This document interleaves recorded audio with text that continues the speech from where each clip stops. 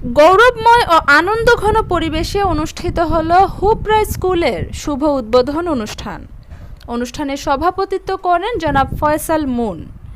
অনুষ্ঠানের উদ্বোধক হিসেবে উপস্থিত ছিলেন বাংলাদেশ কিন্ডারগার্টেন অনার্স অ্যাসোসিয়েশন চট্টগ্রামের সভাপতি ও ব্রাইট সাকসেস স্কুল অ্যান্ড কলেজের প্রতিষ্ঠাতা পরিচালক জনাব আব্দুল্লাহ আল মামুন।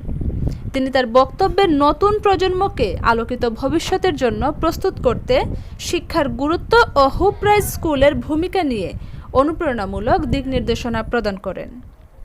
অনুষ্ঠানের প্রধান অতিথি ছিলেন পাহাড়তলী মাধ্যমিক শিক্ষা অফিস প্রশাসনিক কর্মকর্তা জনাব মতিউর রহমান মানিক।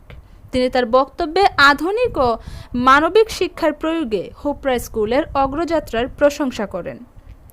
এই সময় বিশেষ অতিথি হিসেবে উপস্থিত ছিলেন টিকিট প্রিন্টিং প্রেস কলোনি সরকারি প্রাথমিক বিদ্যালয়ের সিনিয়র শিক্ষিকা রহিমা খাতুন কোচি, আদর্শ স্কুলের প্রধান শিক্ষক Ashraful Alam, garden view national একাডেমির পরিচালক মুকিম বিল্লাহ, মানবিক ডাক্তার ইনজামামুল হক ইমরান, বিশিষ্ট শিক্ষানুরাগী জনাব মঞ্জুর আহমেদ, তরুণ সমাজসেবক মোহাম্মদ নীরব। অনুষ্ঠানে এলাকার গণ্যমান্য ব্যক্তিবর্গ উপস্থিত ছিলেন। উপস্থিত সবার প্রাণবন্ত অংশগ্রহণে অনুষ্ঠানটি হয়ে ওঠে এক প্রাণবন্ত উৎসবমুখর আয়োজনে।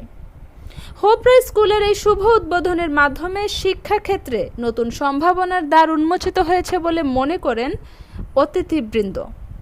রাহেনা আক্তার, এশিয়ান খবর।